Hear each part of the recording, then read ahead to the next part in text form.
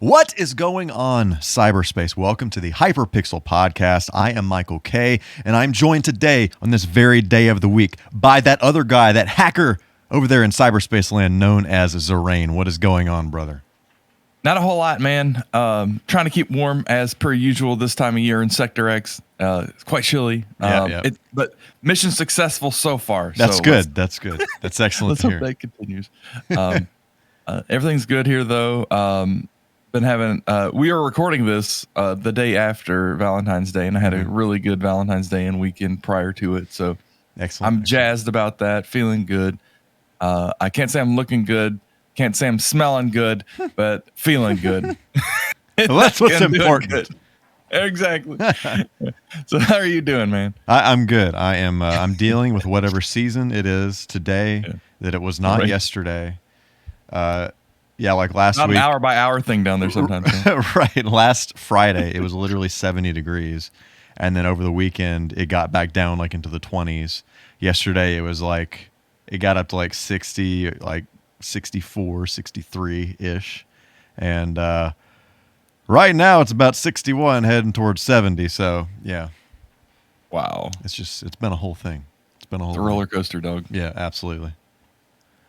So yeah. So what's been going on in Sector X? Been spending a lot of time getting frustrated at Adobe Premiere. Working on our new video that's been taking longer than hoped and expected due to the vast scope that we attempted and my vast lack of knowledge on how to do things the quote unquote right way. Right. Which the quote unquote's kind of evaporating, and I'm understanding more about that. That's good. That's good. Yeah. Still working on that. Like I said, had a pretty good Valentine's Day, etc. So that was pretty wonderful. Could not complain. That's pretty much it, man. Sweet. Yeah, not much else to talk about but that. How about you? Cool. I beat Metroid Dread last night, so that was nice. That was good. I hear that's really good. It is a very good game. Yeah, there's it's like a lot of the bosses and stuff. Like when you die, it's because you messed up. Like I feel like it's just a very well designed game. Like it can be frustrating because you don't like necessarily know what to do, but like there's always a way to get around some attack or to counter some attack, or there's always something that you could have done better. So like if you die, like it's just legitimately your fault. Sure. You know? No cheap stuff or anything like that. That's cool. But yeah, you definitely have to play some different sections over and over and over again until you kind of like get the hang of what's going on and like learn different patterns and stuff like that. So if you're not down for that kind of game, then definitely avoid it, you know, But yeah, I definitely enjoyed it. It was a good. Nice. Good stuff. So, yeah. I need to play that. I mean, there's so many games.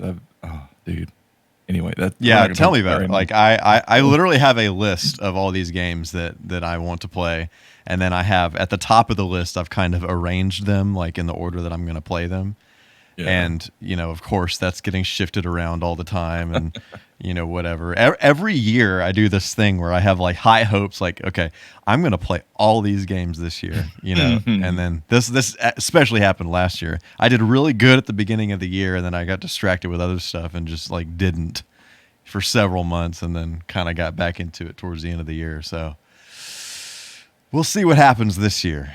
I gotta make my way through some PS1 games.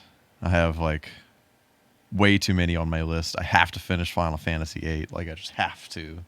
Yeah, you do. You need to. It's like some people really don't like that game, and I think that I think the people that don't like 8 let some of the annoying stuff about it overshadow the story and the game itself, I think. And that's fair because it does some it's stupid. Let's be real. There's stuff that you have to do in that game that is just stupid. You shouldn't have to do that. It shouldn't be like that. But I really think the story is a huge payoff. I think the way that the end of everything at the game is how it unfolds, all that kind of stuff. I think it's worth it personally. and I don't know if I've mentioned it, but Final Fantasy VIII is my favorite Final Fantasy game, and it's not even really close. Like, oh, period. I didn't know that. I thought you just liked it better than 7. I didn't know that you. And certainly that. Yeah, yeah. But I didn't know that you. Yeah, that's cool. And there's Final Fantasy fanboys, kicking and screaming like, "Oh, 6, and 4, and it's like, I know those are great games too. I'm not saying this is the thing. Just because you like a game better than another game doesn't mean you hate the other game. Like, I don't understand. I just don't understand that mentality. Precise. I agree with you completely, because yes, Final Fantasy VI is an amazing game. It's still not my second favorite Final Fantasy game, though. Mm-hmm. I'm sorry. Final Fantasy 1 is that. And that's because it's basically Dungeons and Dragons. And I really like Dungeons and Dragons. I'm sorry. It's not about the story. It's about how you enjoy a game. Yeah. Right? The story in 6 is amazing. Mm-hmm. Of course. I know. Yes. I've been there. It's just, right. I like 8 better. I like 1 better. Anyway. Yeah. I really enjoy, I actually really enjoy the mechanics in 8. Like, you definitely have to know what the heck you're doing. Like, you can't. Yeah. It's very different from any other RPG like that I've played. But once I understood what the heck it wanted me to, how I was supposed to play it, not how up front I thought I should be playing it. Once I understood how the game wanted itself to be played, I've been really enjoying it. So. Yeah. Aside from my little, 6-7 hour, let's try and play this correctly for a little bit so that we can actually progress. I don't know anybody personally who's played through 8 who didn't have that. Mm-hmm.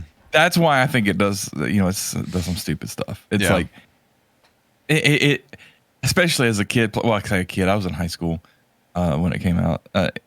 You when you play a new video game and you see cool sparks fly and bells and whistles, you're like, let's play with the sparks and bells and whistles. And it's like, no, you don't want to do that. Yeah. And that was always the thing for me with those turn-based RPGs is like when you get these crazy abilities and stuff, and things are backflipping across the screen and explosions from the deepest, darkest realms of space shooting. When you see that kind of stuff, it's like, this is as good as it gets. Like, how am I playing this wrong if I'm using those moves? But right. That's how they get you hooked, and then they take you down the wrong path. But the best part of like a turn-based game like that is when you do an attack and it takes 3 minutes for you to do the attack. Bro. It's like, you're watching a little 3-minute movie, Yes. And then it's like, man, freaking 30 hours into the game. It's like, okay, I have seen this before. That would be cool if I could, right.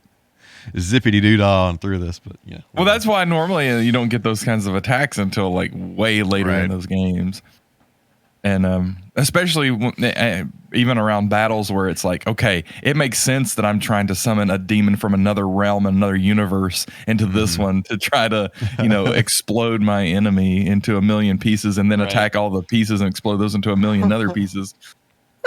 Right. But yeah, I really like Final Fantasy VIII. I think it's so I've not played to completion 12, 13, 15. I've not played to completion 9 and 10, but I've seen it. I don't know if I've done 5, but I think all the others I've done. And 8's my favorite, and I've played. I'm playing 12. I've played some of 13. I've watched some of 15. Of course, 11 and 14 are MMOs, so I've played 11. I've not played 14. Everybody says 14's great. Mm-hmm. It's hard for me to trust that when I bought 11 on release day to play it, because that was back when I was big into MMOs. I was really burned by it because I was in like EverQuest and played World of Warcraft, and I don't know the timeline. It's really close to World of Warcraft, so I probably have played it. I had played World of Warcraft if World of Warcraft was already out. Yeah. But I was like a huge EverQuest guy, well, fanboy at least back in the day. I didn't play it as much as I wanted to for reasons we could talk about on a different podcast. Yeah. But I was way into Wave for Quest 2, and then that came out. It burned me, so I never could get okay with Final Fantasy 11. Mm-hmm. But 8 story, I think, is the best story, and it's not the best because it's like, I can't really talk to you about it without you having beaten the game. So yeah. We'll revisit that at some point. I need to like go and like watch it again, like get video game the movie or whatever, so that I can refresh what, because it's one of those things where like I haven't played in so long. Like you get this idea of what it is, and sometimes that may not be like 100% accurate, but you know you had all the feelings and stuff when you went through it, and it's like that's what kind of stays with you, and so yeah, right. You have these memories that kind of get created around feelings sometimes. I need to make sure I'm accurate. Yeah, I feel you. So well, that's cool. Yeah, you need to finish that for a while. Yeah. That's going to happen very soon. I haven't looked to see exactly like where I am, but I'm on the 3rd disc. I'm like well into the 3rd disc, so I don't think the 3rd disc is super long either. Okay. Or maybe I'm thinking of 7. I don't know. I don't take my word for it. No, 7. Does 7 even have 3 discs, or is it just 2? I think it is 3. I can't remember, dude. It's been so long. Yeah. So I need to like go and play those again, both of those, and just like turn like friggin' I don't know, Game Genie Don't Die yeah or something. Well, if you play like the remastered ones, they have like you can turn on like in 7 you can turn on like a unlimited limit break if you want to do that. Like it's just like total easy if you just want to like coast through it, you know. The whole time. Yeah, and like your health doesn't run out, you know, stuff like that. Oh, okay. And then there's also like you can turn the speed up. That's good. So there was like one other thing. I can't remember what the 3rd thing was. But yeah. Then that may be the way to go. I'm pretty sure the 8 one does that too. Both of the 7 and 8 remasters do that. Those are both on Steam, right? Yes. I need to look into this. Yes. Thank you for that information. Yeah, definitely. And there is a Chrono Cross remaster that was announced recently, which really, yeah. So that's pretty interesting. Like, I feel like that game got a lot of hate back in the day because it was not Chrono Trigger, but I freaking loved that game. I absolutely loved that game. Like I know very little about it other than isn't there like something like 30 playable characters?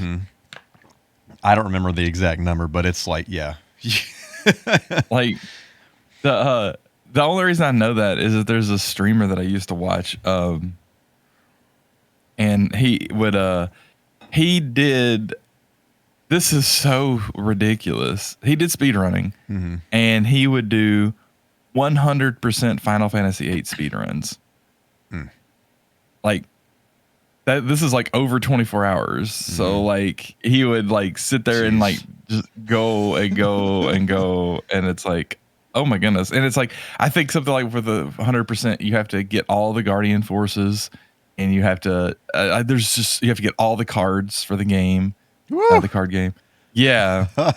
And it's like, what the heck? Yikes. And yeah. And so it was, that was amazing. But then I also saw him once. He did 100% speed run of Chrono Cross, and you have to beat the game with every character to get 100%. So you have to like beat the game, reload it, beat the game, reload it, beat the game, reload it, beat the game. What with heck? all the characters. Wow. Yeah. It's so ridiculous. It's like that's something that's hard for me to wrap my head around is 100% speedrunning. I'm totally any percent guy. I'm Mr. Any percent. The only thing that I don't do any percent is sometimes I'll do like any percent glitchless. Like for example, Resident Evil, the original Resident Evil game, not the remake, but the original one. I like playing Jill. Jill's easier than Chris. The Chris speedrun's actually much harder than the Jill speedrun. So I do Jill any percent glitchless. And the reason why is there's only like 2 glitches in the game, but they're really hard to do. And they only save you like half a second. It's not it's barely a time save at all. I think one of them's like in the plant room where you have to put the plant poison or whatever to kill the plant thing in the mansion. And I can't remember what the other one is. And it's like, it's just not worth it to me to learn, because they're, like I said, they're really difficult to learn and execute. And it's like, why do that? Because like, if you try to execute it and you miss it, then you're not even going to have a good glitchless time. So it's like, you might as well just run glitchless. That's my perspective on it.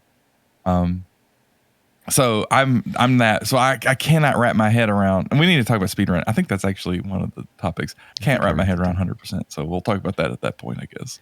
If it's not on the list, we need to add that to the list, because that's something that I would like to talk about. For sure's. But yeah, this dude, like, 100% Chrono Cross is just, okay, bro.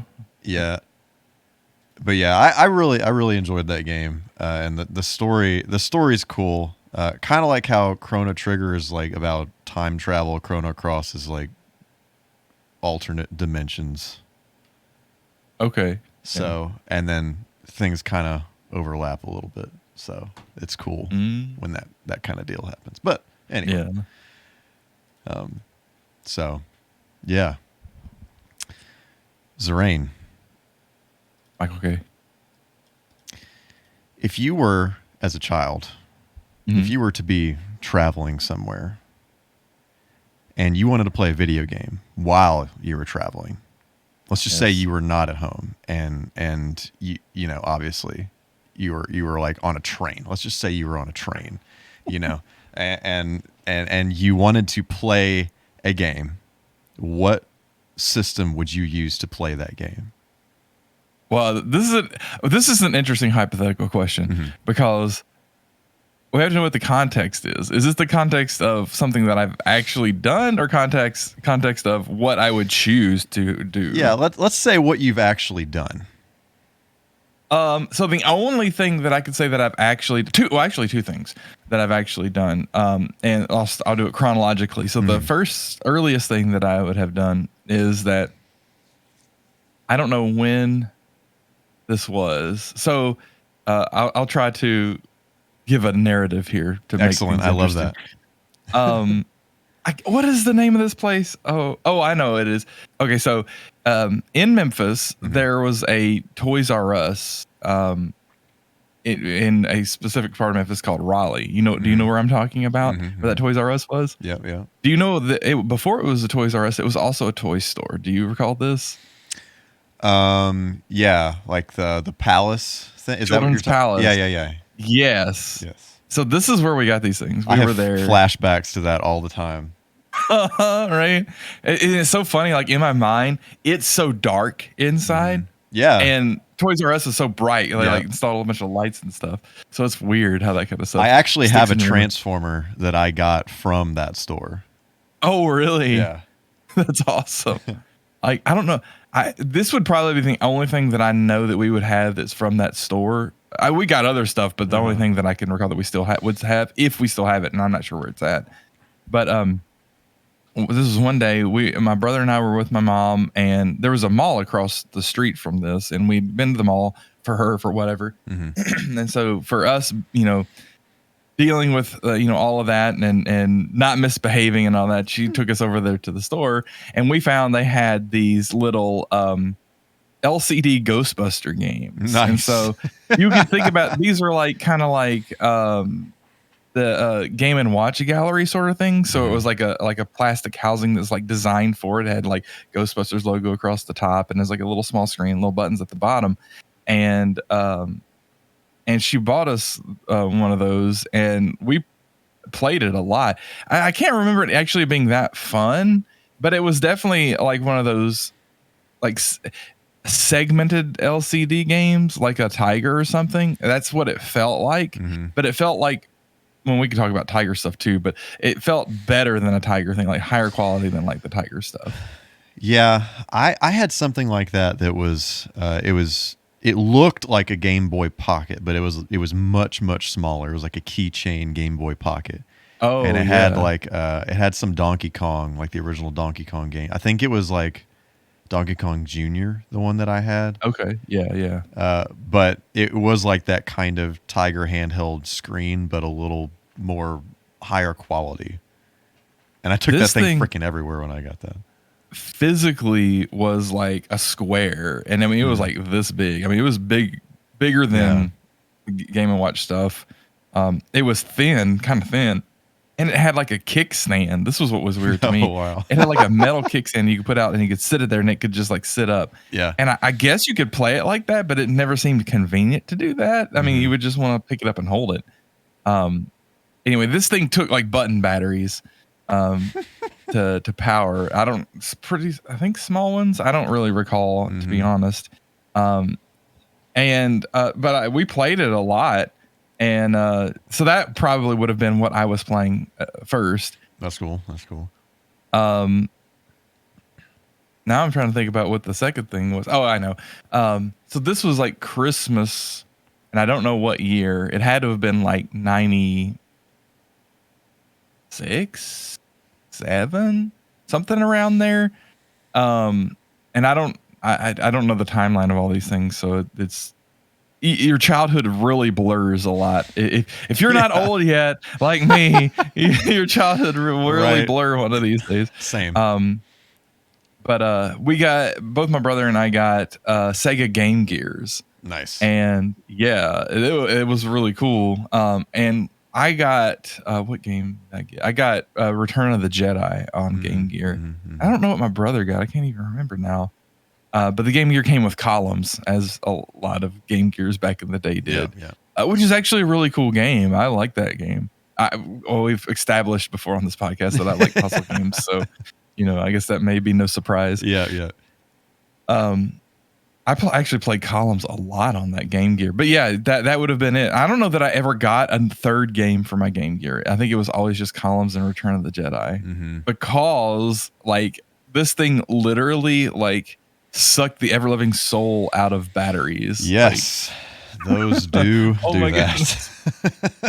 And it's like, it was cool to have a, portable gaming system that had a color screen back in the day, that far back. But man, a few hours and they were gone, like a brand new, fresh set of batteries. And it was like, you could just getting good into gaming on something, then it's like, you're done. Yeah, that sucks, man. That's why I've rarely played the Game Gear. We ended up getting like we had the power adapter, so like you could play it, as long as you wanted to with the power adapter, and that's mainly how I played it. So I'd never really took it anywhere. I think we ended up getting like some battery pack things for it, but they didn't seem to work very well either. I'm pretty sure there was like a additional battery pack thing you could screw onto the back. Yeah, it was something like that, and it's like it was just batteries still. I mean, they ran out really fast, so right. That would have been it. The other thing that I would have used for the longest time. What did I have? So I had on my Game Gear, I had the first Sonic game. I had a baseball game, and I had Sonic 2. And man, I don't think I had I think I only had those 3 games. I can't think of anything else that any Game Gear games that I have now. In addition to those, I have gotten since then. So, yeah, I'm pretty sure I only had those 3 games too. And Sonic 2 is freaking hard as crap. On the Game Gear. Holy crap, man. Does that I thing actually have played that game because my cousin had a Game Gear, and I think that was like the only game he had was Sonic 2. And so I played it once or twice. I'm like, this is not even fun. It's right. It's quite difficult. But it does that thing in the boss act where you don't have any rings. So like one hit and you're dead. Like that's ridiculous. Why wouldn't you like give me at least one ring here? Right. But yeah, dude, as a kid, I could bear maybe a couple 2 or 3 times I beat the first boss. But it was pretty much just me playing the first couple levels over and over again. Yeah. It's definitely a much different experience playing those Sonic Game Gear games than the Sonic Genesis games. Like it's night and day, to be honest. Especially the first Sonic game. I think I played that too. It's like really slow if I remember correctly. And there are Master System ports of those that came out in Europe. They did not come out over here. Yeah. I would like to. News to me. Yeah, I'd like to get those at some point. Those and Sonic Chaos, I think, is the third one. But yeah, those 3 games came out on Master System over in Europe. Wow. So they may actually be playable with a controller. Yeah. That's another thing, man. The Game Gear, the buttons on it are just like atrocious. The D-pad is like probably one of the worst ever, if not the worst ever. Well, no, it's not the worst ever, but it's pretty close. It gets down there on that list. I have used some bad D-pads in my time. Dude, like I don't know why anybody ever thought the idea of like connecting the parts of a D-pad together, like a la a circle, was a good idea. That's just not a good idea. I'm sorry. Like Nintendo perfected it. Okay, maybe they have some patent or something that they have to work around, but you can work around it. People have. It's like, that's how you make a D-pad if you're going to make a D-pad. Deal with it. You're not going to innovate. Deal with it. Right. Yeah. So for me, I played the Game Gear a ton, but I probably played the Game Boy more, actually, because I mean, I didn't have that many Game Gear games. And, you know, Sonic 2 is impossible. Can only handle so much baseball. And, you know, Sonic 1 is not, it's like, it's slow. So it's like, am I even playing Sonic right now? Right, exactly. But yeah, so I probably played more Game Boy games when I was younger than I did Well, I can confirm that. We had a lot of Game Gear games at my parents' store, at the rental store. So I inherited a bunch of Game Boy games when they closed that, and you know, that whole thing. So, trying to think of like what I played. So I played the Mario Land games a ton. There is a James Bond 007 game on the Game Boy that is so freaking good. If you people of cyberspace have never played this game and you like Game Boy stuff, definitely check this out. So it's kind of like it kind of plays like almost like a Zelda game, like what you call it, Link's Awakening mixed with James Bond.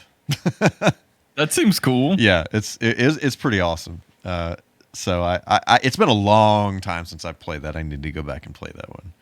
But that was cool. And I spent a lot of time with the Game Boy Color when I finally got that. And of course I got into the Pokemon craze. I played Pokemon Blue, and like that was it. Like I didn't play anything beyond any of the, you know, gold and silver and anything beyond that. So I kind of stopped there. But I played the crap out of Blue. Man, there was a competition at one of the malls here, and I freaking went there, and I wiped the floor with some people. You know what I'm saying? Oh man, nice. Heck yeah, dude. Yeah, but they had this. It was like this whole, you know, like Pokemon trainer competition thing, and you would battle different trainers, and then out of all the winners, you would randomly get drawn to play. Like they had this gigantic, like I don't know if it was like a bunch of screens or what it was, but it was a gigantic screen thing, and you'd compete with somebody else, some other, you know, randomly drawn winner up on this giant screen in the middle of the mall. So that's awesome. That was super cool. Like I didn't have a Game Boy back in the day, but my brother had one. I think he had a Game Boy Color. That was his thing. And he had Blue. And that was, for me, for the longest time, that's the only brush I ever had with Pokemon. Was he played it a good bit, and then I played it for like, I would say no more than like 4 hours total. And is that right? I want to make sure that what I'm saying, okay, that's not exact. Aside from other game, that's the only time I've ever actually directly played a Pokemon video game. The only other time is somehow, I don't know why or how, we had Pokemon Snap on the N64. Yeah. And so we played that because it's just like silly and stupid, and it's like you can find funny stuff going on, like while you're like taking pictures and stuff. But it's not really a Pokemon game, like at all in the real Pokemon game sense. So it's like that whole world is still pretty foreign to me. I mean, I understand enough about. I've watched the cartoon, so I understand a lot of the cartoon. I understand enough about it, like how the world works and more or less, and enough to, oh yeah, that's a Pokemon, or oh yeah, that's Professor Oak, or oh yeah, I know Ash, and all those main type characters. But I mean, dude, like at this point, like I'm so far disconnected from all that stuff. Like I don't even know how many there are now. Quite a few, and it is rare that I actually see one that I know. Yeah. Like if it's not one of the original 151, then like I got right. nothing. Yeah. Oh man. I played. So I played the, which one was it? The X and Y ones. I played X, and so my wife and I both had 3DSs, and I played X and she played Y, and we probably played them. I feel like we didn't get that far in the game, but we probably played it together for probably like 15 hours or so. Oh yeah. But like I had no idea who any of these Pokemon were. Like, occasionally there would be one sprinkled in from the original game, but like it was just like all new stuff. So to me, that's kind of boring. Like I understand why they do it from a business perspective, but from me, like somebody who really cares about, like, this is gonna sound like I don't know what I'm talking about, but I'm gonna say it anyway. But somebody who really cares about world crafting, it can't always be new, right?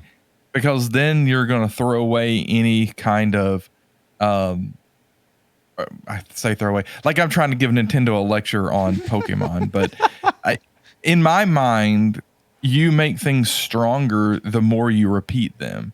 And I don't mean that it needs to be exactly the same every time. You've got to have new stuff. You've got to change. You have to have different perspectives. Yes, definitely. But the way that you create that deep, almost transcendental meaning in something is it's something that people can immediately recognize, and it pulls all of those memories back into their mind and into their heart immediately. Right. And if every Pokemon's new, it's not going to be like that. Yeah, and that was, to me, like it just kind of got boring because I don't know. It was just like it's so unfamiliar that it's like Well, the thing, and this is the reality of it, I really think that the business aim of all of that is to continually be grabbing the imagination of new entrants into the IP, right? And that helps do that, right? It's basically like every generation of kids gets their own distinct selection of Pokemon that was theirs, right? Yeah. So that's probably business-wise what they're going for, and that makes sense. I'm just talking about from someone who holds the lore above all, more or less, almost all the time. Yeah, right. That's not a good way to enshrine lore. Yes, right. But that's just me and my weird self. No, I feel you. But let's see what else. So I got into some random other handhelds as a kid. I think probably my favorite handheld as a kid actually was. Oh wait, pause. One more thing about the Game Boy before we move on. I did not have a Game Boy, but I did have a Super Game Boy. So like I had a handful of games that I would play on the Super Nintendo with the Super Game Boy. Because when that came out, I didn't know it was a thing. I didn't know it was going to be a thing. I just happened to be at Walmart one day and I was like, Super Game Boy, what is that? Like, that sounds like a dumb game name because I thought it was a game for the Super Nintendo. And then I looked at it and it's like, play your Game Boy games on Super Nintendo. I'm like, get out of here. There's no way. There's no way. How could they do that? That's not possible. That's literally impossible. Because you have to think back in the day when you think about consoles, it's games were made for a specific console. The game wasn't made for that console. You can't play it on that console. That was just how things were. Like you never thought about any kind of adapter or anything like that. Like I certainly at that time I knew nothing about like the Master System and Genesis. I only knew about the Genesis, so I didn't know that you could play Master System games on the Genesis, whatever.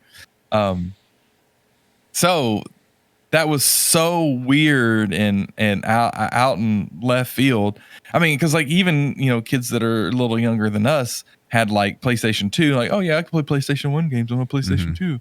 That was weird. People, kids these days, again, me and my rocking chair with my cane on the front porch, kids these days don't understand how weird that was. Cool, awesome, very much. I love that feature and wish that every console was like that, but it was weird to see it. Yeah, like for me, I had one of those Sega Master System adapters for my Genesis. My parents had it for some reason. I don't really know. I don't know why we had it, but I had one. And I would play Sega Master System games on it, but I had no idea that they weren't like Genesis games. Like I just, for some reason, I thought, oh, to play these, I have to have this concoction on top of the Genesis to play these games. You know, that's just what I thought. It's like, that is what it is. But, you know, later on learning, oh, that's actually a different system. You know, you're just like playing the older Sega games on the Genesis. It was like, whoa, what? So that's how it was with the Super Game Boy. And then I ended up getting one because I always wanted to have a Game Boy, and I play through. There's so many Game Boy games I wanted to play. So I got the Super Game Boy, and then I never played nearly any of those games that I wanted to play. But I did play Super Mario Land, Super Mario Land 2.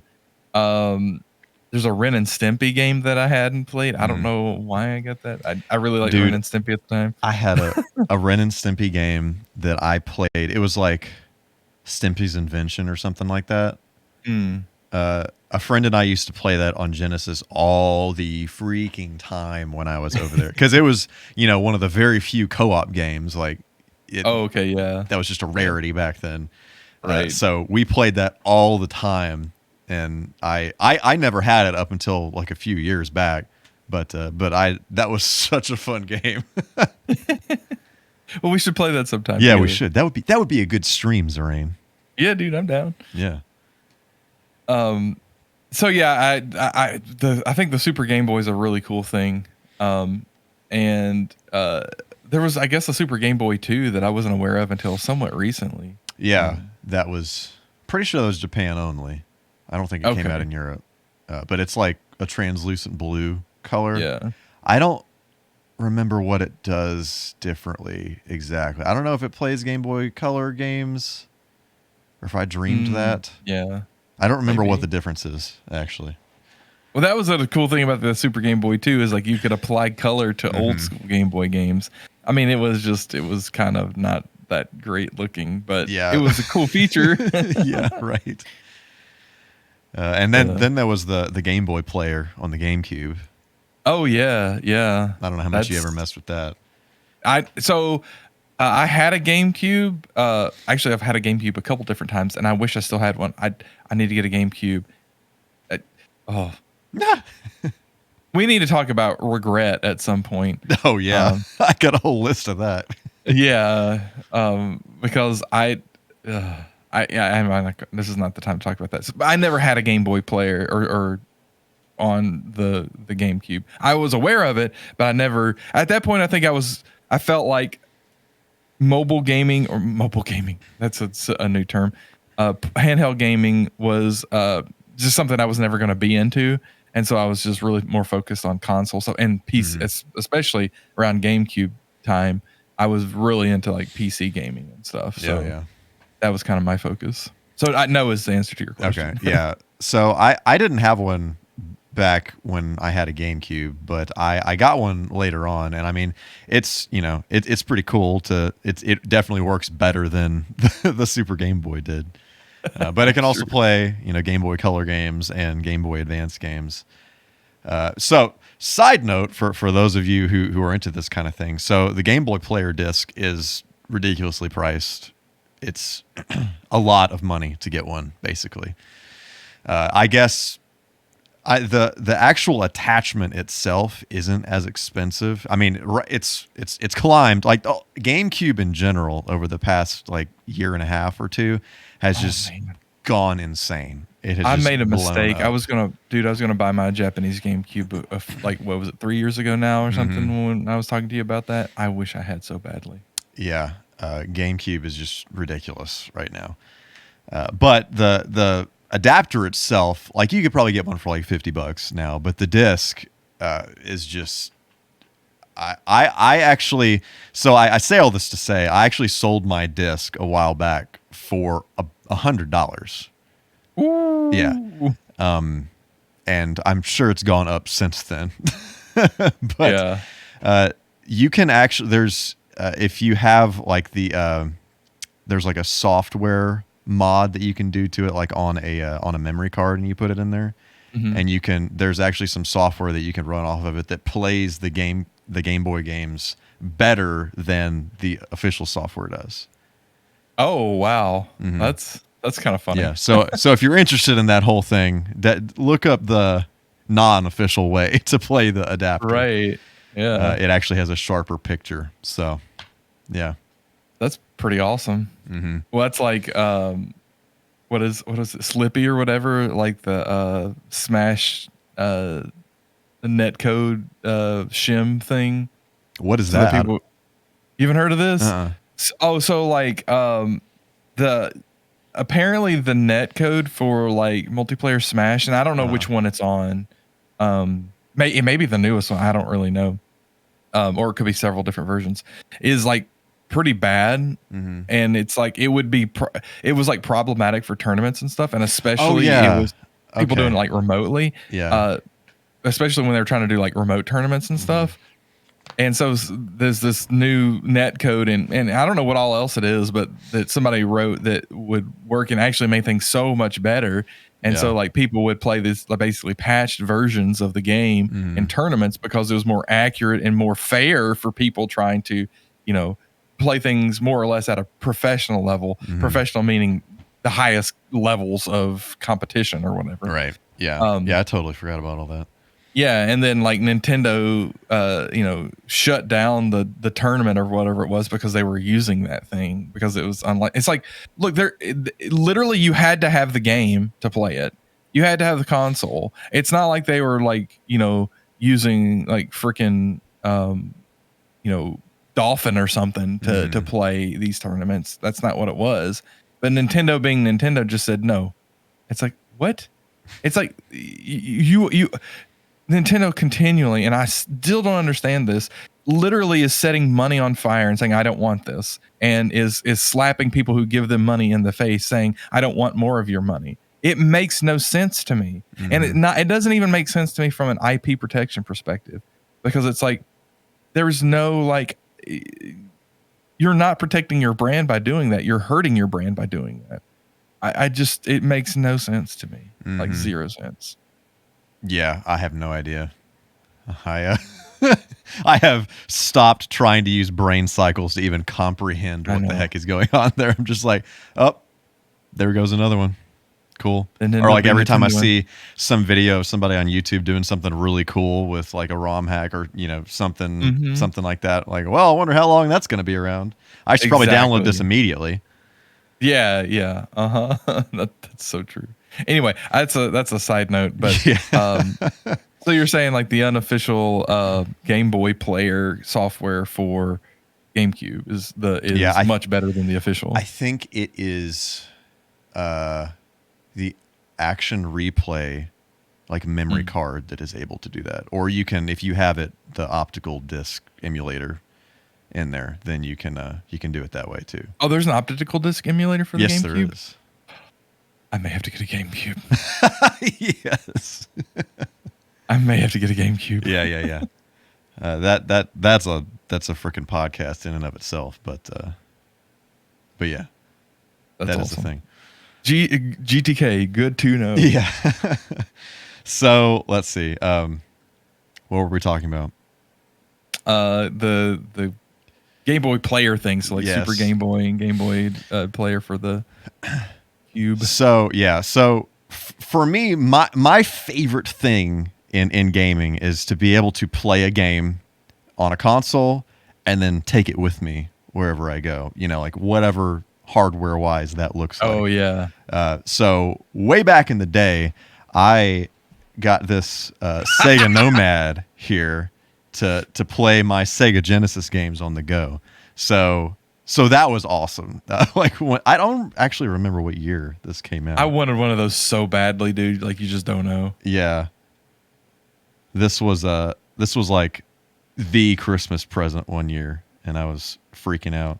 But freaking, like, as you can see, these things don't actually have, like, you can't put batteries in them. If you're listening to this in audio form, I'm sorry, I'm holding a Nomad up and talking about it. But it actually had like a battery pack that you would put. This is a rechargeable one that does not work anymore. But it actually came with just like an enclosure thing that you would put, 27 AA's in and power the thing. 27. Yeah. Was it really 27? That would be funny. I don't remember how many it was. Probably like 8 or something. It was either 6 or 8. Yeah. Yeah. So anyway, so the rechargeable one was definitely the way to go with that. Or you can just not use it and plug it like into a cigarette lighter or into the wall or something if you were going to do that. But different from the Game Gear, I actually really like the D-pad on this. It feels kind of like a Genesis Model 2 controller D-pad. Okay. So, yeah. So yeah. Nice. So that's cool. I actually got there is a website that they make like 3D print. Just it's one of those deals where they make new products for retro consoles, and they make stuff like the whole optical disc emulator things. Like you have to take out the optical drive and then you put this board in there, and then there's like this gaping hole in your console, Yeah. But they make a thing where you can it's like a thing that you put in there, and then you like mount the optical disc emulator to it, and then it also has like a mounted SD card reader on it. So it's just like you open up the tray, and then it's like there's cool. a nice little spot there, and there's like it's not like you open it up and you just like, where's it? Throw it down into the darkness, right. And hopefully you reach down into its guts and finagle around in there. And then like there'll be like a button on top that like pokes the button on the board so you can like change discs easily and stuff like that. Oh, that's really cool. So stuff like that. But anyway, I'm gonna need a link after this. Yeah. It's called Laser Bear Industries. That's awesome. I love LaserBear.net. Yeah. I'm already a fan. Yeah. But anyway, Z or S? S. Okay. So like the correct spelling. Yeah. All right. But he made it's basically like a housing for rechargeable batteries. Like there are these two fancy rechargeable batteries that you can buy, and you put them into this kit, and then you can put them on the back of the Nomad, so it gives it life again. I have that kit. I bought it a while back, but I haven't gotten the batteries for it yet, so I gotta do that at some point. But anyway, and the cool thing that I thought about the Nomad is that like you can actually use this as a Genesis if you want to. So it actually has AV out on it, and it has a second controller port on the bottom. Oh wow! So you could like take this on the go and like hook it up to a TV whenever you get where you're going, and So it's kind of like the Genesis 4, although it came out before the Genesis 3, right? Yeah, I think so. Yeah. It's like the Genesis 2.5. Yeah. When did the 3 come out? Yeah, I don't know. It had to have been ultra late. Oh, right. Yeah, definitely. It either came out literally right before or right after the Saturn, right? Yeah, I'm pretty sure it was after. Would not be surprised. Yeah. Because I think Sega itself did not make the 3. Somebody else made it. Correct. I don't remember who made it though. But yeah, one of those officially licensed, official, unofficial products. Right. So, yeah, so I played that a ton, and then the last handheld that I got as a kid before I got out of handhelds for a while was the console that I had one game for the longest time. Now I have a whopping 2. Is the Neo Geo Pocket Color. So this was definitely a flash of light in the U.S. market. Like it came out and then it was gone. I don't know how many U.S. games came out on it, just like a handful. Yeah. But it has a game on it called Sonic the Hedgehog Pocket Adventure, and this game, what was it? So it has stages. This is so strange. I don't know why they did this. It has stages from Sonic 2 in it, but music from Sonic 3 in those stages. What? It died. I have no idea. That's weird. You'd think they wouldn't be able to have the Sonic 3 music because of all the issues they thought seems like they've been having with that. Yeah. So I have no clue why they did that exactly, but yeah, it was very, very interesting. So it was a pretty cool little game. But I think the cool thing that I liked about this console was so it was color. It did not have a backlit, front lit screen or anything like that. But the D-pad is actually a micro switched thumbstick. Oh, I hear it. If you can hear that. Oh yeah. It's nice. Like one of those Neo Geo. If you know anything about the Neo Geo, like there was this pad, like a controller pad that has like a micro switched thumbstick. So it's that same kind of thing, but yeah, it feels really nice. It's definitely different than a D-pad. Tactile haptic feedback. Yeah, right. Which I actually, side note, I got there was an Xbox 360 controller that has a micro switched thumbstick thing like that, and Really? all the face. It was like I don't remember what it's called. It's some kind of like fighting thing. Oh wow! And all the face buttons are micro switched. Oh my goodness! And it's actually like I really like it. I think it feels really cool. Yeah. But it was like $10. It was like total clearance mode when I got it.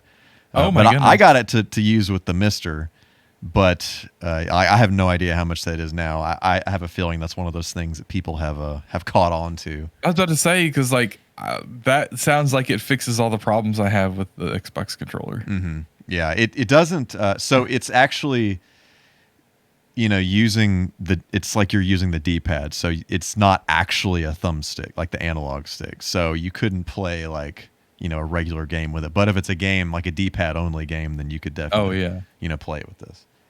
Still. Or like a fighting game or something like that. Right. No, that makes sense. So. Cool. So there's that.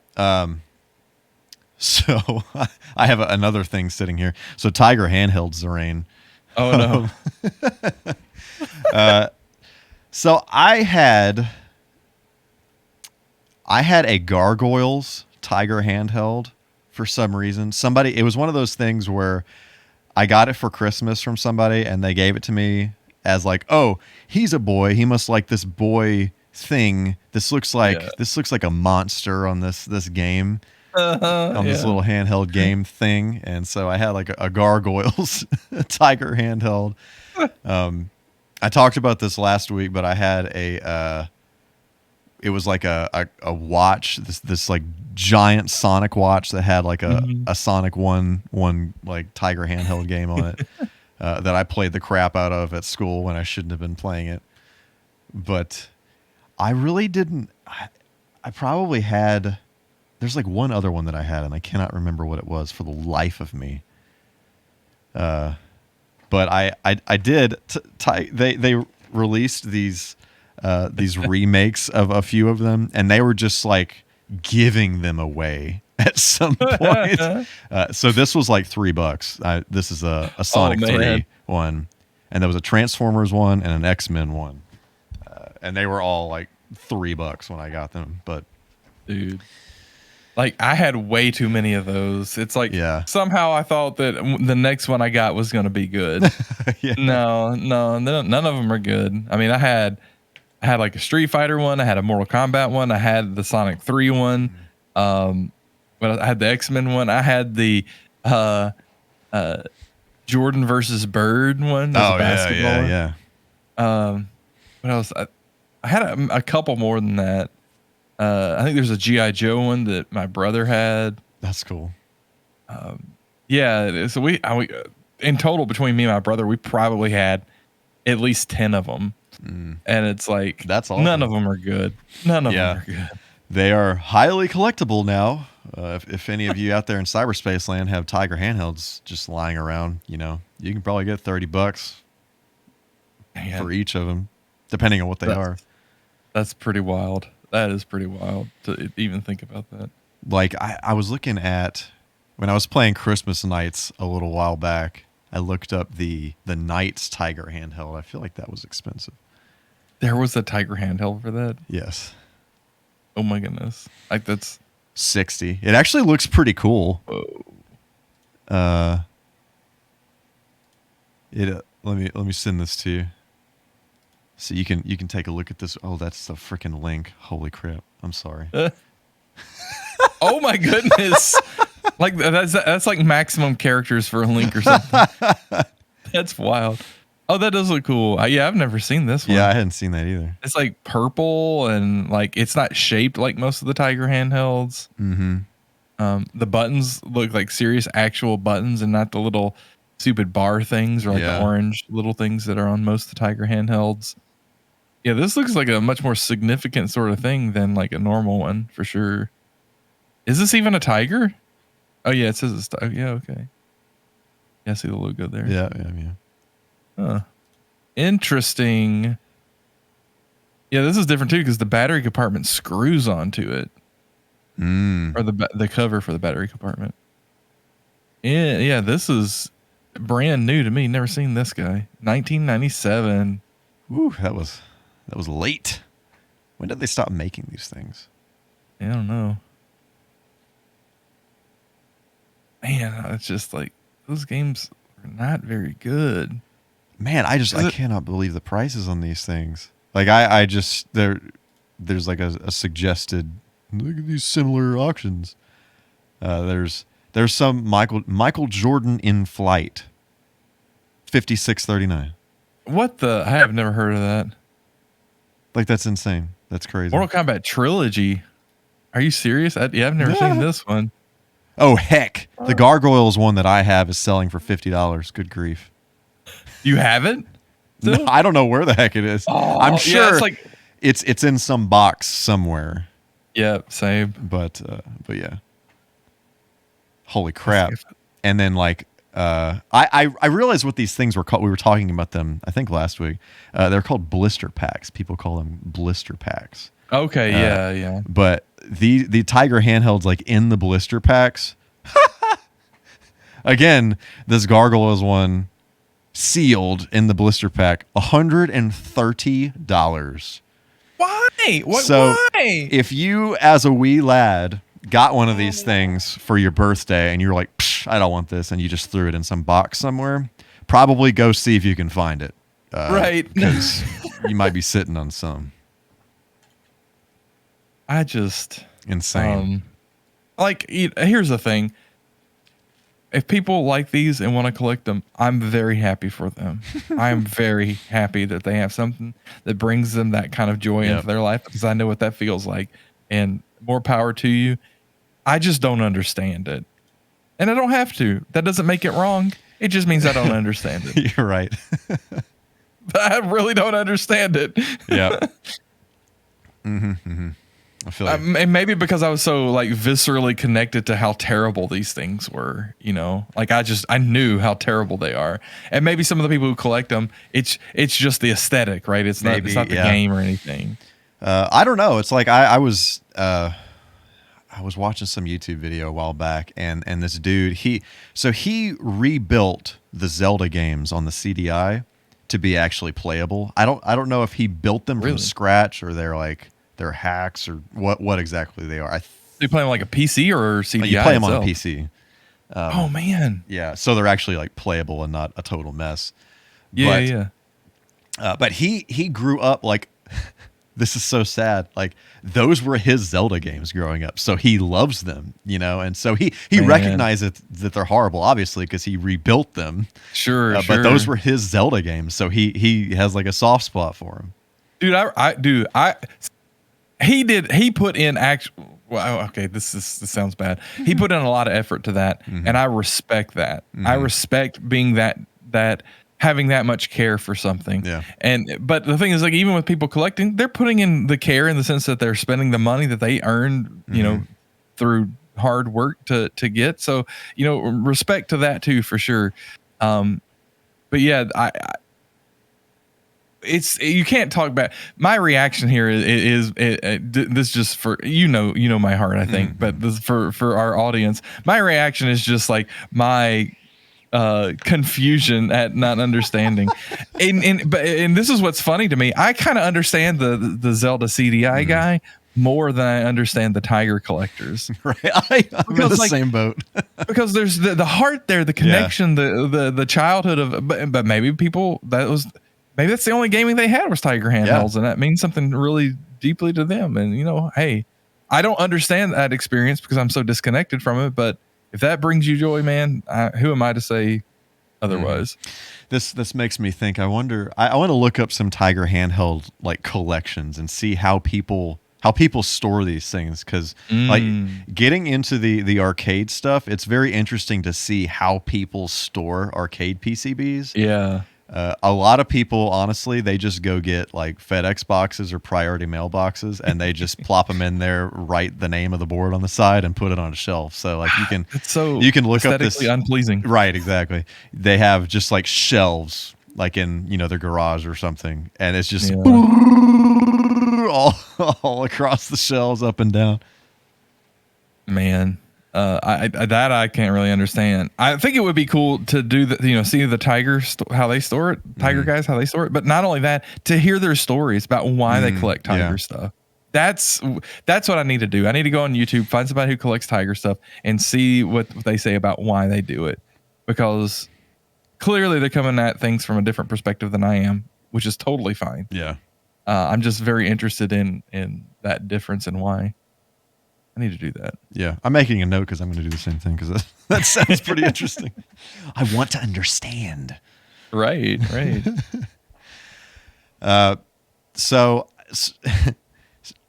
a bunch of handhelds that I never had as a kid.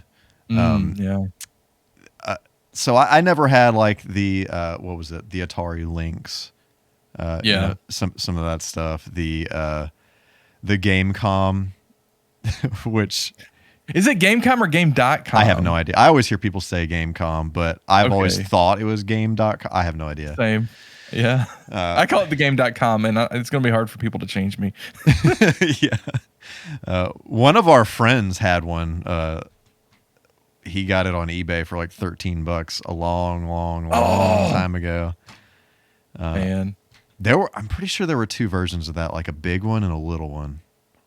How much is that now? Because I've got to get one. And I'm gonna have to, spring for an open Resident Evil 2 as well, which is gonna be pricey these days. All right, looks like 50 to 60, 100. What? No, this one's buy it now, $65. See description though, so it probably doesn't work. Here's one with the box, $250. Jeez. $299? I don't think so. Yeah. Lines on screen, $35. Yeah, that's probably the real issue. Anyway. I mean, I don't know what the modding community on that thing is like, but right. There might be replacement screens for it. I have no idea. Is there an emulator for this thing? I'm sure there is. There's got to be, right? If that's the case, then that's the way I'm going, because like I don't really care to own this thing. I just want to play Resident Evil 2. Mm-hmm. Man, dude, mint condition, new factory sealed, $89.95 Resident Evil 2. That's ridiculous. Man. There was a Sonic game on that. It's called Sonic Jam. I have no idea what it is. It looked like, when I was looking at it a while back, it looked like it had Sonic 3 levels in it. So I have no clue what it actually is, but I've always been curious to play that. Did I tell you about Resident Evil 2 on the Gamecom? I've watched a playthrough of it. Oh, you have? No. Yeah, it's for the kind of console that thing is, and I guess for people who don't know, it's black and white, but it draws lines, so it's not like LCD like the other Tiger things where it's like, pre-made positions and you just move around these pre-made positions. So it actually, there's a game engine that runs whatever in it, and you can move around in the games and stuff. But the Resident Evil, it's like screen by screen, and it's like you go through the different parts of the game, and like it's 2D, which I mean even the like PlayStation games are 2D, in the sense that it's not like, rendered in 3D. It's pre-rendered background, and your character just gets smaller or bigger depending on if they're close or farther away. This is like that too. There's no room for zombies, so there's like one max 2 on the screen at a time. But like it has the layout. You have to find key items. You have to go through doors. You have to get to the end of the game. And it's actually, I was so surprised how complete and accurate the game is to the original. Yeah. It's super surprised. That's why I want to play. If it were like some real like completely different thing, I wouldn't care. But it's so similar that it's like I want to experience this for myself. So yeah, I need to check out to see if there's an emulator. That's for sure. Cool. Speaking of the pre-rendered thing, I just want to say I think that's freaking genius. Like going back and playing some like Final Fantasy 8 and 7 and stuff like that, and just seeing the way that they did things with the pre-rendered like a video, and then like your characters like moving around with the it's brilliant. Whoever thought of that, doing that, that's brilliant. And the thing is, there should be no reason they can't do that now with even crazier results, where you could have stuff that looks like it's like real time rendered on like a freaking farm of supercomputers, like in the front, and then your character's moving, and then behind it the same thing, where it looks so ridiculously hyper realistic. You're like, how is this a video game? Yeah, and it's like, but they don't. Yeah, I think it's probably only a matter of time before people realize that they can do that. Or that they use that. Or maybe some game does that and I'm not aware of it now, but I don't think so. Yeah, I don't know. I haven't heard of anything like that. That would be awesome. Yes, I totally agree. The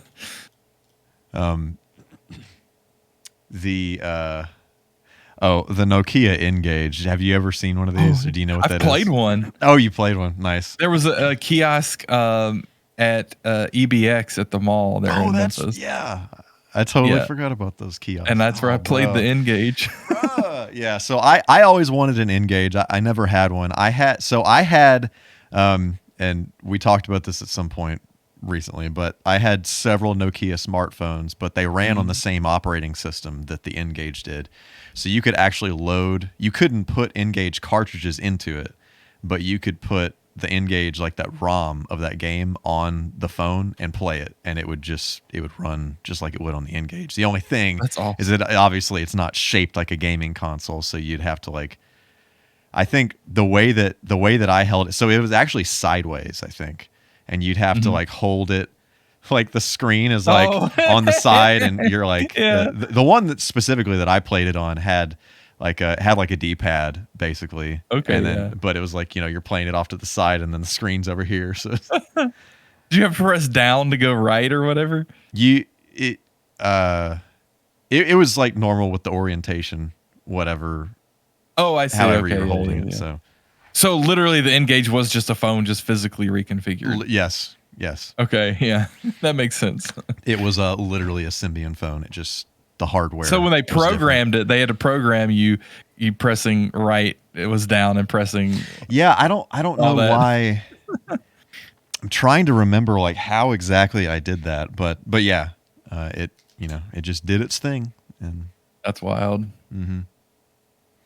What was it? There was some other console or that I had. So when I was in college, I did get and I had it for all of like a few months, Game Boy Advance SP, like right when it came out, like a blue one.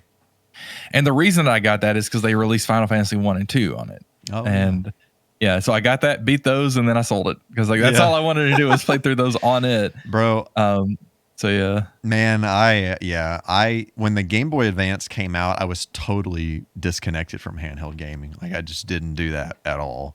Yeah. And like I did a little bit of console stuff here and there at the time, but like really when that was a thing, I was very disconnected from gaming aside from, like, Halo or, whatever the most popular game is at the time. Like I would play that, but Gears of War or something like that. Or no, that was after that. Anyway, whatever. Well, I don't know. The SP came out. Well, yeah, I guess Gears of War would have been after the SP even. Yeah, that's true. But yeah, I didn't get a Game Boy Advance until like after college. Well, that's not true because I had a DS that could play those games. I didn't have any Game Boy Advance games. So I guess technically I had one, but I didn't use it. So I'm always hearing people talk about all these great Game Boy Advance games, and I feel about it how I do about the PS1. I was like, crap, I gotta figure that out. I gotta get into those. So I have an ongoing list of games that I will probably get to in about 30 years.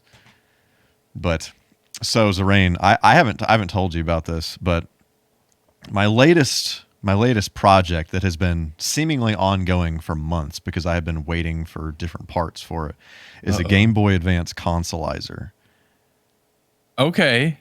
So literally what it is you take the board out of the original Game Boy Advance, you take the guts out, and then you hook this other board up to it, and then it becomes a console. So you can plug like a Super Nintendo controller into it. Okay. Put the game in it, and then it outputs HDMI to the TV, and it's a console. So is the HDMI, like how is it scaling, or what is it doing? It scales it to 720p.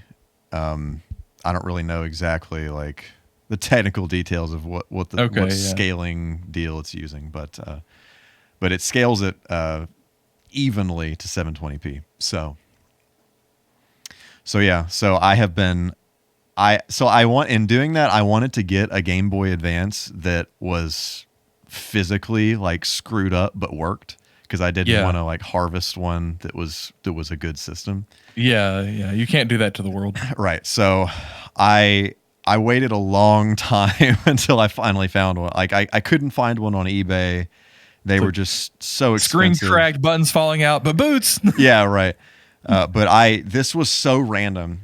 So I was in Game Exchange one day, and I asked them, like, how often do you guys get in Game Boy Advances? And they were like, oh yeah, maybe like one a month, and it's gone in a day. So I was like, cool, fantastic. I'm never going to find one of these.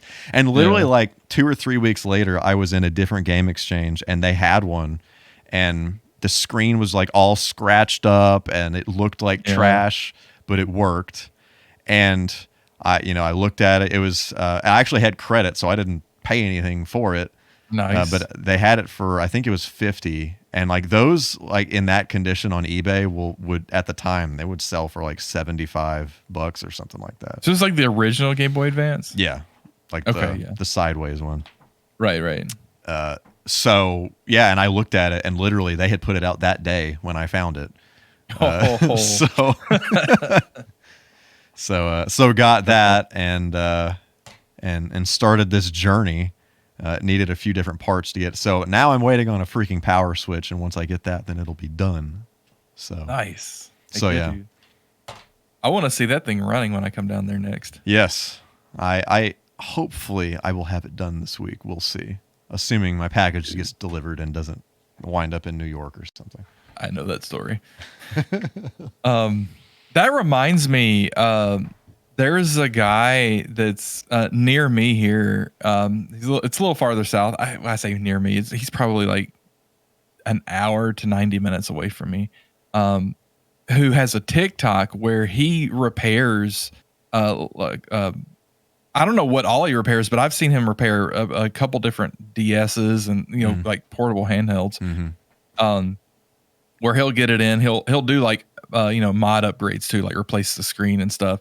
But like most of the time he'll get one. It's like it powers on, but I don't know if it works. Can you help me out here? And then so like he'll make a TikTok about like him going through testing stuff to see what works, what doesn't, and then replacing the stuff to bring it back to basically factory condition or better. That's cool. And yeah, it's really cool to watch him go through that process. And like I didn't know he was near me. I had seen him a couple times, and I think I've ended up following him just because it's like, well, it's cool to watch that happen because like I always like.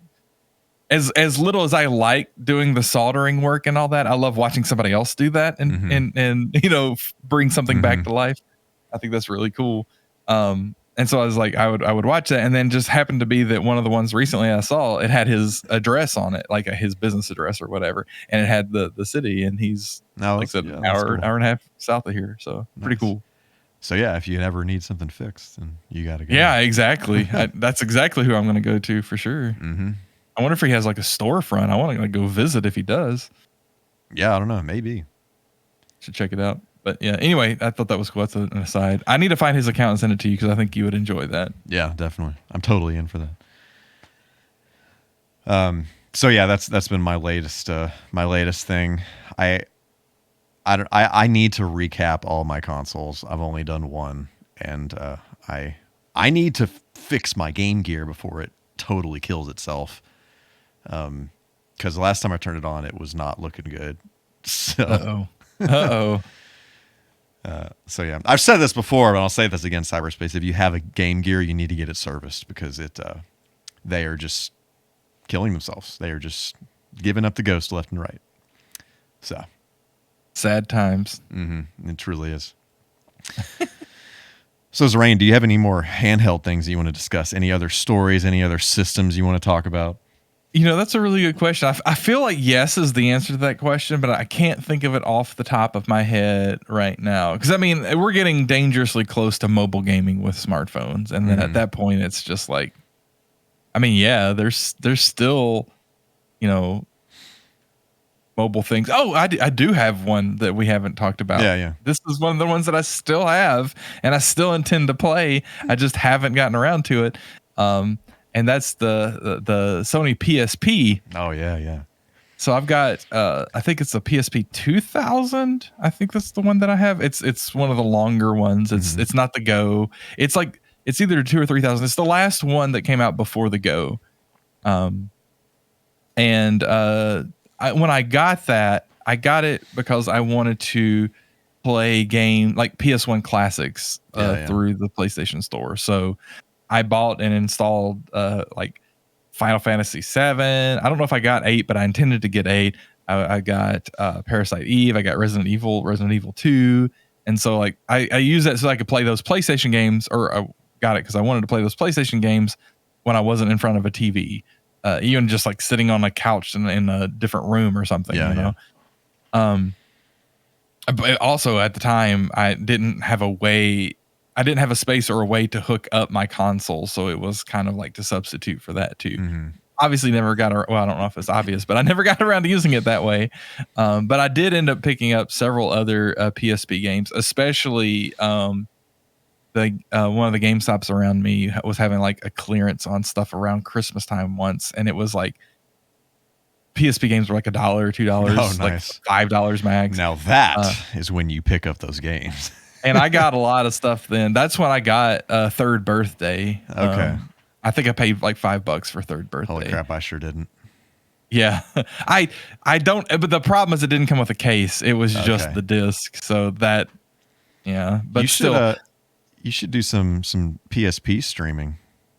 I know. I could totally do that. Like the RetroTink actually has some really good PSP scaling in the newest firmware.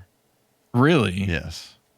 That's good to know. So, like the cables aren't that expensive, right? Because you can get off-brand cables, I think, for it, right? Yeah, I don't know how much they are now, but I have some Sony ones that I got, and they were like $25. Okay, yeah. Now that's totally what I should do then. Yeah. Well, because also I bought this. It wasn't sealed, but like everything else about it was brand new. So Third Birthday and then Silent Hill Origins were the two big things that I wanted PSP for, aside from playing those PS1 classics. Because, well, for those of you who don't know, may not know, Third Birthday is the third Parasite Eve game. So the first two are on PlayStation 1, and then the third one is only on PSP for some reason. I don't know why. I really hope I get to the second one this year. That's on my list for the year. Yeah. Man, I need to play through all those games. Like, I really just need to. Because the first one, I've never really played the second one. I love the first one so much. Dude, it's so unreasonably so. Good. It's so good. Yeah, it really is. Everything about it's good. Like it's hard to criticize that game. Maybe it's too short. Maybe you could say that. I don't know, but sometimes short games are good, and it's not that short. Anyway, Third Birthday and then Silent Hill Origins. I would really that would be really cool to stream those. And definitely could do that. So that's a good idea. I need to get a box for Third Birthday though, and I'm just afraid to even look. Yeah. Yeah. I don't know about all that. Maybe just get like a repro box. I don't know. How do you feel about repro boxes? Tell me. This maybe needs to be another conversation for another podcast. But how do you feel about like if I'm not trying to say this is the original? Like I just want it for like, look, I've got this game. I just want to put it on my shelf. Repro box. I think for display purposes, I think that's awesome. Like I don't really have any problem with like reproduction games in general, honestly, because I understand like you want to have this thing and you want to play it like on the original hardware and all that stuff, especially if it's a game, you know, that's like $1,000 or something like that. If you're not a collector, you know, like even if you are a collector and you have the game, it might feel a little uncomfortable playing that game, you know, in the original hardware. But I mean, I don't have any problem with it as long as, you know, you aren't trying to sell it or something as the real thing or whatever. I have no intention of ever selling my third birthday, so for sure. I guess bonus points if it actually somewhere says on it that it's a reproduction, but. And I would have no problem with that either, because I'm not trying to like make it look like I just want it to look like it's the real thing on the shelf, because it's like, oh, look, I have this game. I think I do have the game. That stuff's cool, especially like when people do custom artwork and that kind of like that. The Game Boy cases that you sent me the other day. Yeah. Somebody used cassette tape cases, and then didn't you like 3D print like the insert that was in there? Is that what that was? I don't know if it's a 3D printer, but he's definitely printed it. Okay, yeah. Yeah, I think maybe just been like a paper printer, and like he cut it out and folded it and all. Okay, maybe that's what it was. But yeah, like custom artwork. And all the insert. Yeah, the insert may have been 3D printed. I'm sorry, to hold the game in place. My bad. That's probably 3D printed. Yeah, you're right. But yeah, like stuff like that, I think that's freaking awesome. That is super cool. That to me, that's so creative, so genius, and it's so obvious that it's not the original case. Mm-hmm. So maybe that's the way to do it, is figure out a clever way to store PSP games that isn't the original case. But I have the original case of Origins. Oh, well. Or people they'll buy like when they are totally getting rid of DS games, like Walmart does this all the time. Like they just have back stock on this like shovelware DS stuff that they sell for like literally like 25 cents, 30 cents, something like that. Yeah. And people will buy those games and just like, you know, do something with the game. And then a lot of them have like Game Boy Advance, like a slot for a Game Boy Advance game in them. So you can put a Game Boy Advance game in that same case. Oh yeah. And just print out some different artwork. And yeah. That's cool. That is really cool. Versus the cardboard box thing that those just don't survive time very well. Man, the cassette case thing though is really getting me thinking, because that's super cool. I wonder if a PSP game would fit in a cassette case. It looks like it would be pretty close. I'm looking at one right now. Looks like it would be pretty close. It very well might. That. Yeah. I don't know if I have any. Do I have any cassettes? I don't know if I do. I don't know. We'll have to check it out. Yeah. But yeah, PSP. Yeah, I got into the PSP a little bit. So in college, I lived about 40 minutes from where I was going to school in college. And so when I had classes spread out throughout the whole day, I ain't going back home, you know, and waiting or whatever. I'm staying there all day long. So I got back into handheld gaming in college, and I got a PSP. I got a DS. I did all that kind of stuff. That was kind of when I started getting big into the smartphone thing and like, you know, surfing the web on my phone. Specifically, one of my favorite things about the PSP was browsing the interwebs on my PSP. I thought that was the coolest thing in the world. Yeah. That was very novel at the time. Yeah. Watching movies on it. That's a whole nother weird thing. Subculture of stuff, like watching them releasing all these UMD movies of stuff on the PSP. They had Game Boy Advance movies. I don't know if you ever saw any of those. No, I didn't know that was a thing. Yeah.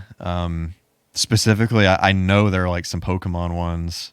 I'm pretty sure I've seen like SpongeBob ones. I think it's like all kind of cartoons and stuff like that. Okay, well that makes sense. That definitely makes sense. But yeah, I don't know what the resolution is on those, but yeah, that whole thing.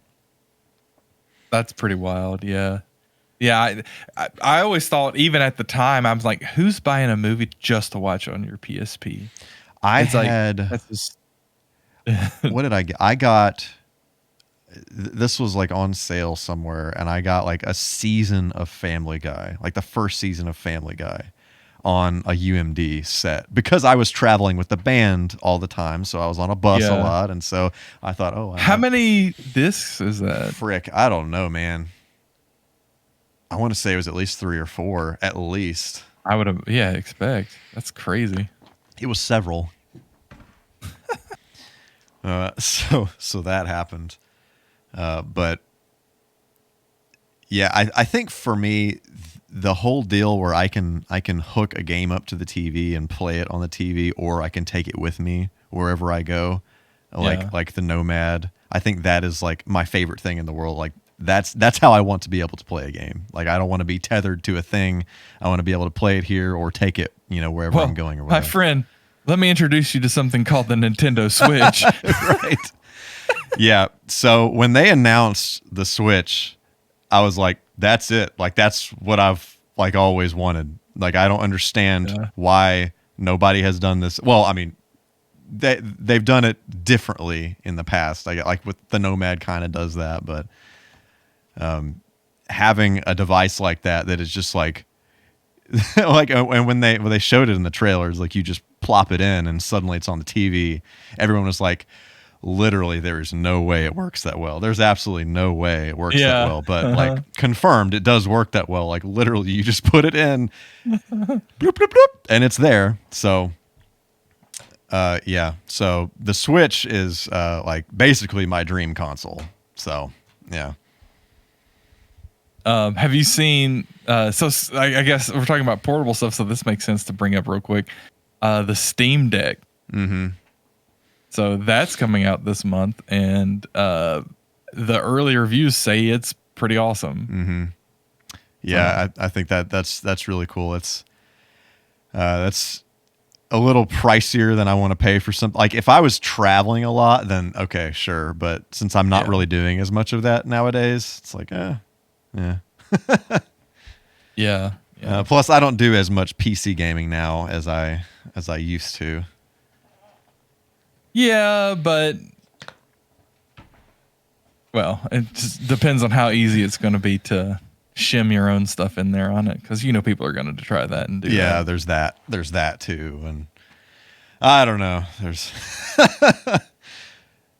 the Larry David GIF once again. Yeah. Right. I understand. I am not the target audience for the Steam Deck, but I think it's an interesting experiment. Mm-hmm. I think it will help to move the industry forward if it is successful. Yeah. I think that's the way to go, man, though. I love being able to take a game with me. That's my jam. I think in some manner, at some point, the way to go is to figure or to realize that consoles may be an outdated idea, because, well, I say that, I don't know. I just feel like there's a lot of like false scarcity created when we have all of these kind of console war sort of things and exclusivity and all that. It's like, I understand why. Certainly from a business perspective, I understand why, but I don't know how we transcend that. I feel like we're so close to being able to transcend that, at least from a technology perspective. Mm-hmm. But I say that, but then you look at something like the Switch, and it's like that. Well, I mean, clearly Sony's not trying to do that. Clearly Microsoft isn't even thinking about stuff like that. That's the thing to me, man, is like if a system comes out and it's like the Switch, where like physically this is, I like this because of what it physically can do that I cannot do with my computer or with one of my other consoles or whatever. Yeah. Like I appreciate the heck out of that. But like, these basically ever since like the PS4 generation, like all that stuff and beyond, they're just like underpowered PCs. And the only thing that they have going for them is that you can put a game in them and play them, and you don't have to worry about whatever hardware, whatever you have. Well, and pricing, it's still, and pricing, I don't know about the PS5. PS5 is starting to I don't know what it costs, so it's probably starting to get closer up there. But yeah, I mean, if you're talking about like spending like $300 to $400 on something that can play any game that comes out on it, that's a value add. But I'm with you though. Like, they really are underpowered PCs. That is the way to think about them. You could spend the same amount of money and build a better PC if you knew what you were doing. That's just true. Now, how good would the experience be? Would it be as good as? You know, there's optimizations that developers do for consoles that you're not going to get if you try to play the PC version. Although you can turn down graphics and stuff. I don't know. But I think that maybe that's my thought on the console thing, is that I've gotten to the point where I don't understand having a PlayStation or an Xbox unless there's exclusives that you must have. Which Xbox, that's not really a thing anymore, right? Because I think Microsoft's tactic appears to be that if it's going to come out on Xbox, it's going to come out on PC. You play it how you want to play it, and I think that's good for the industry. PlayStation's the wild card here, because the only thing they have going for them, well, I don't know about the PS5, but the PS4 controller is just incredible. Like, they have the controller, in my view. But aside from that, they have nothing going for them except for the exclusives that they can secure. So, I mean, if the PlayStation becomes the Hideo Kojima machine, okay, I can understand. Yeah, right. You know, which it kind of is, I guess, to some degree. Although Death Stranding's now on PC, so yeah. I think the like actual exclusivity thing is just, unless we're talking about the Switch, like I think it's just out the window. Like everything that I have seen where it's like, oh, we have this PlayStation game, it's like a timed thing. Like it'll come out everywhere else in a year or something like that. Right. So chances are I'm not going to play it up front anyway. So if I just wait, then, right. You know. Well, again, and the problem is it depends on what it is, because if Hideo Kojima comes out with a horror game and it's only on PS5, I'm probably going to buy a PS5. And that's why they do it, because they know that there are people like me out there, right? Maybe I'm part of the problem. That's the short answer. I'm part of the problem. That's it. Right. Anyway. But I mean, you can't complain. It's a great time to be alive as a gamer.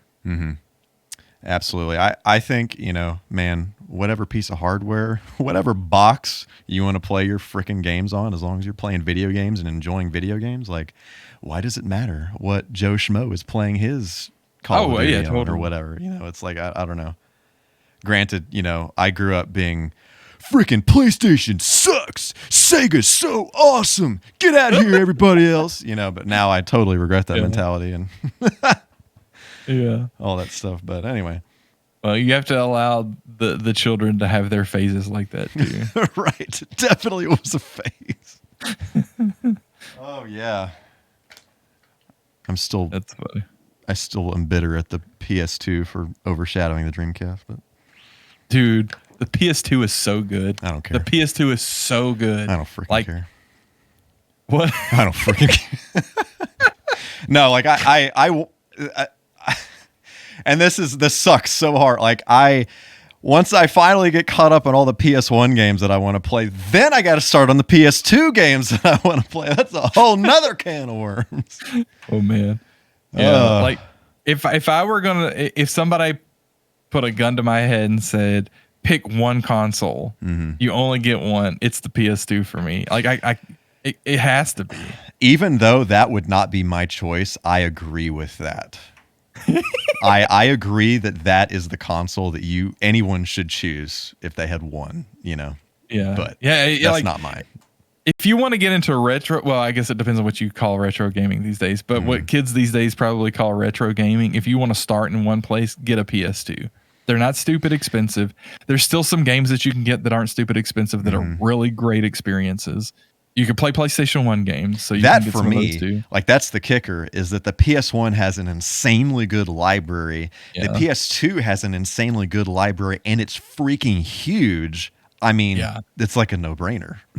Yeah. It's like, true.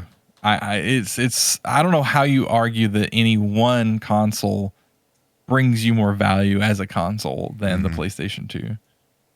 Now, it may bring you more sentimentality, it may bring you a game you like better, no doubt about that.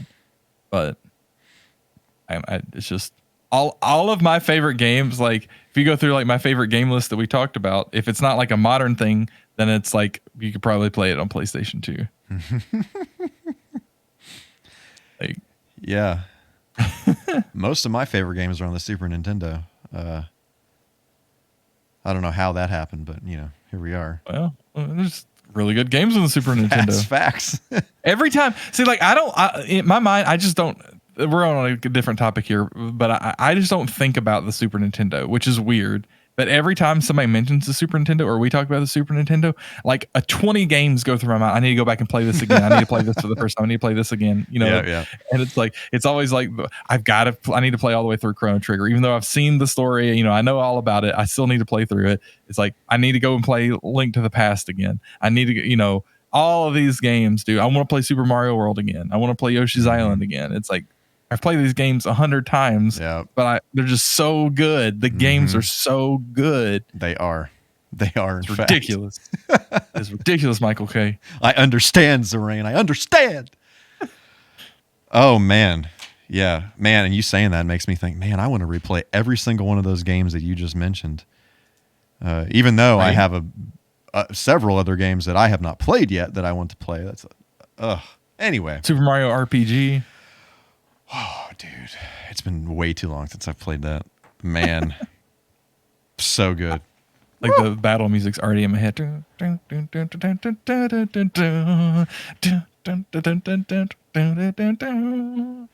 Bro, you just made me head bob so hard that like my whole room just started shaking. This room, so for those of you who do not know, so I'm in like a bonus room right now. This is above my garage. And so it's basically like a giant trampoline, if you will. And so anytime something is happening up here, kind of bouncy, you know what I'm saying? Then the whole room starts flip-flopping everything up in the air. So yeah, every time I film a video up here, it's just mass chaos. But anyway. It's like one of those a trampoline park places. Oh, right, yeah. Exactly like that. Yeah, I usually don't. Video games. My desk is in the middle of the room here, and then like my game area is over there. And so I don't typically walk around. I just do a big hop and leap over the desk onto the couches. It's pretty cool. And the ceiling's really high, so you can do that. Exactly. Yeah. But you got to watch out if the fan is on. Oh, man. Whew. Might be a close shave. I'll watch out for that little guy. Mm-hmm. Exactly. So's the rain. I think we need to reel this back in. Seems appropriate. So, Zorain, any other handheld gaming things that you want to discuss before we call it quits for the day? I think that's it. I mean, there's other things that I could talk about, but it would just be talking for talking's sake. And maybe we can revisit the handheld idea. I understand. At some point in the future. Part 2, 3, 4, 5, and 9. Yes. As we do. As we do. Exactly. Because what was our goal? 45 minutes is usually what we discussed several moons ago, what we were going to aim for, but that doesn't necessarily happen like ever beyond the first episode. Anyway, cyberspace has been excellent. It's been fantastic. Zorain. Yes. Hypothetically speaking, let's just say that the people of the interwebs, they want to know where they can find you out there in cyberspace land. What would they do? What would they actually do with their bodies?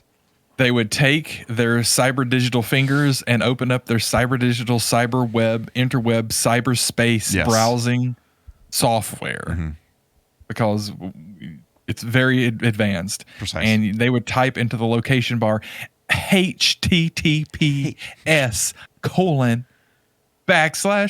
one of the slashes, I never remember which is, and then do that same slash again. XERAEN.net. Yes. And hit the return key on their cyber digital keyboard, and it will take them to a page that has links to the things that I'm doing elsewhere. I guess I'm kind of doing things. There will be more things soon, but that's where you can get Zorain.net. Please go there if you are interested in the things that I do. I love it. I love it. Cyberspace. Similarly, if you take your fingers and you rub them on your keyboard or browsing device in such a way that you wind up at michaelk.net/links, you will find all of the things that I do, and also Zerain is also extremely heavily involved in. And then also, if you're listening to this in an auditory format in one of those platforms, and you would like to see our gazes upon you while we speak to you, we have a YouTube, a HyperPixel YouTube. HyperPixelPodcast.net will take you to that YouTube where you can watch us speak to you while we're speaking words out of our mouth holes. So anyway, .com/org. .real audio. Cyberspace, it has been fantastic. Thank you so much. Thank you so much for hanging out with us and on this ridiculous journey down our handheld memory lane. Whatever this topic was, actually, I don't really know what this topic was other than just handhelds. Anyway, cyberspace. We will see you out there next time in cyberspace land. Take care, everybody. Peace.